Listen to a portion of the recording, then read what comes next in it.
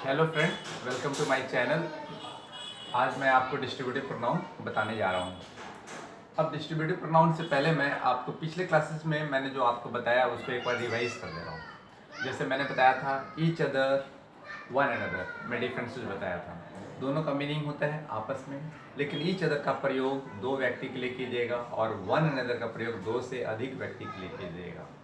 फिर हमने देखा था कि तीनों पर्सन यदि एक साथ आ जाए तो क्या लगेगा रूल 2 3 1, यानी पहले सेकंड पर्सन आएगा, उसका थर्ड पर्सन आएगा, उसका फर्स्ट पर्सन आएगा। लेकिन यदि कोई क्राइम कर रहे हैं या कोई दोस्त भूल ये सब हो जा रहा है तो आप 1 2 3 रूल से भी अप्लाई कर सकते हैं या जैसे मन करेगा वैसे लिख सकते हैं। ठीक है। फिर आपने देखा था क्या, रिफ्लेक्सिव प्रोनाउन और emphatic pronoun. Reflexive pronoun my self और इम्फेटिक प्रोनाउन भी माई सेल्फ है। तो फिर डिफरेंसेस कैसे आप पता करेंगे कि ये रिफ्लेक्सिव है ये इम्फेटिक है। तो यदि यदि ये सब्जेक्ट के तुरंत बाद आएगा माई सेल्फ तो ये इम्फेटिक कहलाएगा, और यदि ये वर्ब के बाद आएगा तो ये रिफ्लेक्सिव प्रोनाउन कहलाएगा। ठीक है। फिर हमने देखा था relative pronoun. Relative pronoun who which that है। ठीक है। रिलेटिव प्रोनाउन के पहले जो नाउन या प्रोनाउन आता है उसको एंटीसीडेंट कहते हैं। ये भी, और उसी एंटीसीडेंट पे हु के बाद आने वाला वर्ब डिपेंड करता है। यदि वो एंटीसीडेंट सिंगुलर है तो हु के बाद जो वर्ब आएगा वो सिंगुलर होगा, और यदि वो प्लूरल है एंटीसीडेंट तो वर्ब भी प्लूरल होगा। और फिर हमने देखा था कि हु का इस्तेमाल ह्यूमन बीइंग के लिए करते हैं और विच का इस्तेमाल नॉन लिविंग थिंग यानी निर्जीव वस्तु के लिए करते हैं, और दैट जो है सजीव और निर्जीव दोनों के लिए करते थे हम लोग। ठीक है। फिर हमने देखा था केस तीन प्रकार था, positive case, objective case, subjective case, है ना। पॉजिटिव केस दो भागों में बटा हुआ था, एक पॉजिटिव एडजेक्टिव था, एक पॉजिटिव प्रोनाउन था। ठीक है। जैसे माई हो गया पॉजिटिव एडजेक्टिव हो गया, फिर माइन हो गया पॉजिटिव प्रोनाउन हो गया। फिर हम लोगों ने देखा था कि पॉजिटिव एडजेक्टिव के बाद जब आएगा तो जीरंड आएगा, पॉजिटिव एडजेक्टिव प्लस जीरंड, है ना। पॉजिटिव केस प्लस जीरंड आप ऐसे भी कर सकते हैं, पॉजिटिव केस के बाद जब आएगा तो जीरंड आएगा। ठीक है। तो अब हम लोग देखते हैं डिस्ट्रीब्यूटिव प्रोनाउन के बारे में कुछ पॉइंट देखते हैं। ठीक है। देखिए ईच, ये सब each, either, neither, anyone, none, ये सब डिस्ट्रीब्यूटिव प्रोनाउन का एग्जाम्पल है। अब इसका यूजेस कहाँ करेंगे। ईच का प्रयोग दो व्यक्ति के लिए भी कर सकते हैं और दो से अधिक के लिए भी कर सकते हैं, ये याद रखना है आपको।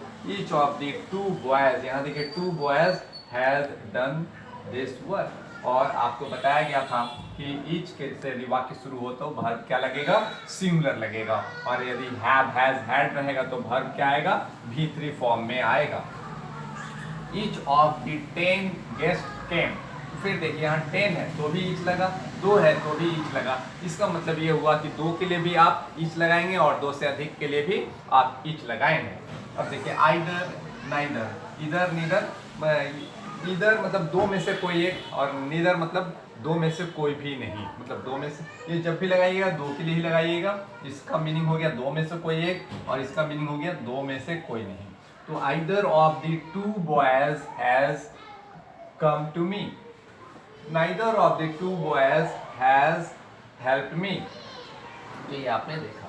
ठीक है। अब दो से अधिक के लिए क्या करेंगे, आइदर के बदले में एनीवन का इस्तेमाल करेंगे। यदि बहुतों में से कोई एक की बात करेंगे तो एनीवन। ठीक है।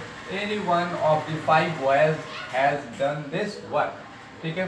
तो एनीवन ऑफ द, एनीवन लगा, 5 है इसलिए, 2 रहता तो एनीवन नहीं लगता। अब नाइदर के बदले में, नाइदर तो 2 के लिए लगेगा, लेकिन 2 से अधिक रहेगा और 2 से अधिक में से कोई भी नहीं तो नन का इस्तेमाल कीजिएगा। None of the 4 girls has helped मी।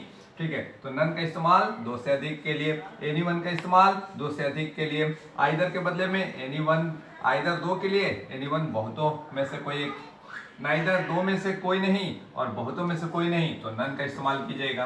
अब एक मिसलेनियस पॉइंट दिया हूं मैं आपको कि एवेंज और रिवेंज में क्या अंतर है। ये प्रोनाउन से हटकर है, थोड़ा ऐसी जगह था तो मैंने दे दिया। एवेंज और रिवेंज में क्या अंतर है। यदि कोई आदमी अपना बदला खुद नहीं लेता है, उसका बदला कोई और आदमी लेता है तो एवेंज लगाइएगा। जैसे he will avenge the murder of his bosom friend, तो जैसे उसका जो गहरा, बॉजम मतलब घनिष्ठ होता है, जो गहरा दोस्त का मर्डरर को वो दोस्त खुद बदला नहीं लिया, बल्कि उसका दोस्त लिया। He will avenge the murder of his bosom friend. तो यदि कोई आदमी को कोई रॉन्ग डूअर कुछ परेशान करता है, लेकिन मान लीजिए वो आदमी उससे बदला नहीं लेकर किसी और आदमी के द्वारा उसको पीटा जाता है या मारा जाता है, तो वो एवेंज कहलाएगा। He will avenge the murder of his bosom friend. लेकिन यदि हमको कोई परेशान किया और हम ही फिर उस जो परेशान किया उसको हम उससे बदला लेंगे, हम खुद लेंगे, तो रिवेंज होगा, है ना। यदि हमको कोई परेशान किया और हम उसको नहीं परेशान किए बल्कि हमारे कोई मित्र कोई परेशान किए, तो एवेंज कहलाएगा। जैसे robber took revenge on the officer who had arrested him. जो अरेस्ट किया है, रॉबर खुद लेगा बदला, ठीक है। और यदि ये वीडियो अच्छी लग रही है तो सब्सक्राइब कीजिएगा, लाइक कीजिएगा। Thank you.